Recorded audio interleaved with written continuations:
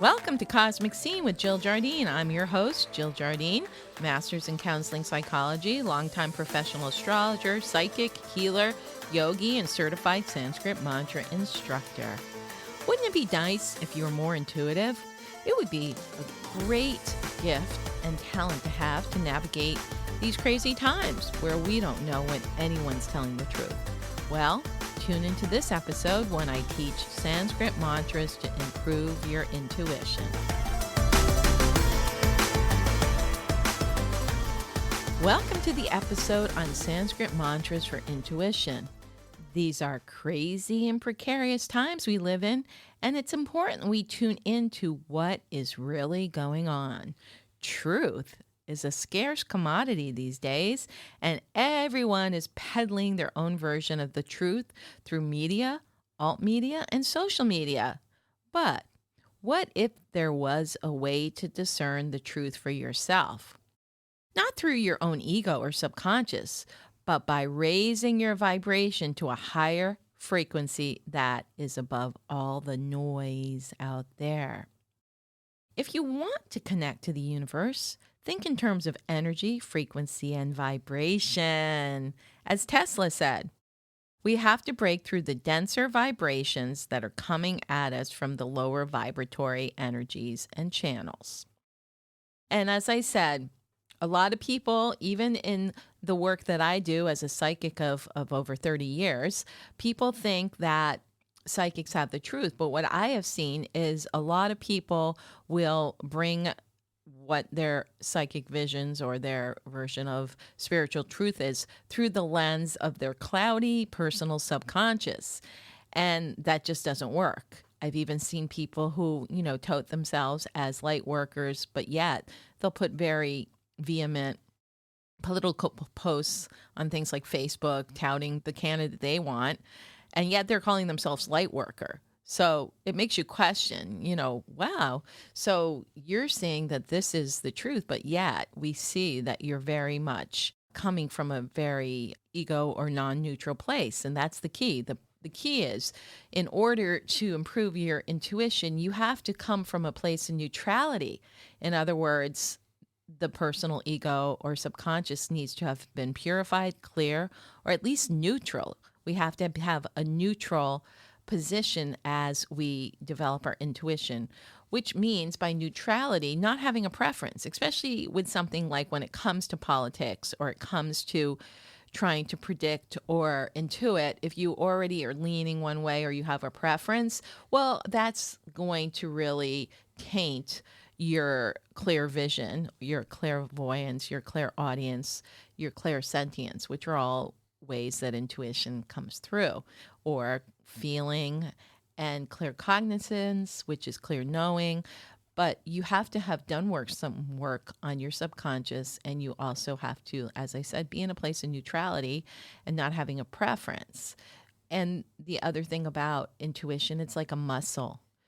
You have to work it. You have to practice. You have to work it like any muscle. As someone who has been flexing that muscle professionally for over 30 years and getting a very high accuracy rate as reflected back from clients I've read for, I think I have some insights on how to work and develop intuition in a way that it works for the people you're trying to read for as well as yourself. And some people do admit that one of the hardest persons to do an intuitive reading for is yourself, unless you step aside with ego, subconscious blocks, because of course people will always bring their preferences through. So this episode is going to share some sacred formulas to help rise above your own subconscious ego mind personality. The formula that will help break through the barriers of your ego and subconscious blocks so that you can hold a high vibration. I'm speaking of the ancient sound formulas of Sanskrit mantras. If you haven't heard one of my previous episodes on Sanskrit mantras, let me review what it is. Chanting in Sanskrit is an ancient Vedic practice sometimes in modern times referred to as the yoga of sound. Sanskrit mantras are sacred sound formulas that shift our spiritual physiology. They clear blockages internally and externally, allowing us to be more receptive to our good. And as I was talking about earlier, allowing us to become neutral, clearing the mind, clearing the subconscious of preferences by removing obstacles known or unknown in our body, mind, and energetic fields. Sanskrit mantras change our frequency so we become more magnetic to our good, both on the material plane as well as activating our soul powers and receiving spiritual blessings. The Sanskrit language is a tool for working with the subtle energy potential represented by the hundreds of chakras within the energetic body. Sanskrit is known as Deva Lingua, the language of the gods, or the mother of tongues. And linguists also ascribe these descriptions to Sanskrit because it provides a root tongue for many languages. But it really is a vibrational language, meaning that until recently it was only spoken by those Brahmins and priests who were initiated into these ancient formulas. It has come to the West with the gurus bringing this wisdom, first starting around the time with Yogananda about 100 years ago. And then in the 1960s and 70s, when my mantra guru came to the U.S., Satguru Sant Keshavadas, I studied with his devotee, Thomas Ashley Farand, Namadeva Acharya, who was learning Sanskrit from Satguru Sant Keshavadas in the 1970s. And there was another wave of gurus such as Yogi Bhajan, who brought in Kundalini Yoga and the Gurmukh mantras, different from Sanskrit. Muktananda, who introduced Shaktipat, or transmission of energy through the sacred energy called Shakti, through touch and mantra transmission, and many other gurus that came to the West. So to remind you how this works, we have something called the spiritual physiology or energy body. The closest thing people can understand about it, it is like acupuncture, the 12 meridians that you cannot see on an x-ray, but still can be affected when they are activated through needles or touch, and it moves energy and helps the health and well-being in the body. In Vedic spiritual physiology, we have the 7 main energy centers known as the chakras or wheels of light, but we also have 72,000 subtle pathways called nadis that can be opened and cleared when we chant to remove soul samskaras or blockages.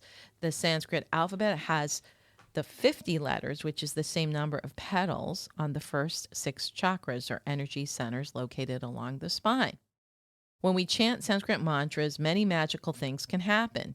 We may feel physical healing in our bodies, illumination of consciousness, and other sensations such as energy goosebumps or spiritual confirmation or kundalini rising. As I've mentioned before, we must be discriminating where and who we learn Sanskrit mantras from. It is advised not to find them willy-nilly on the internet or YouTube because the source of the information is sometimes sketchy or not known, and it's very important. And so as I teach mantras in these episodes, you're getting it through a lineage, through a known source, through a guru transmission that has come to me and goes to you through me.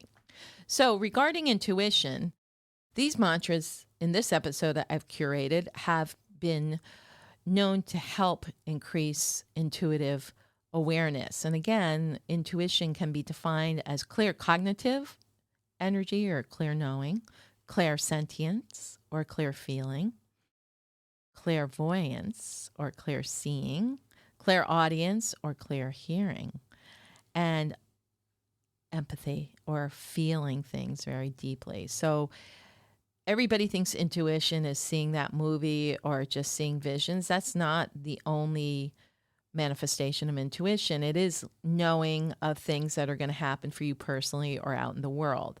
And so I have done these mantras for years, and I have been getting a lot of information lately with the current situation in the U.S. regarding the upcoming election. But again, when we do get this information, we do have to discern, where do we share it? Do we share it? How do we share it?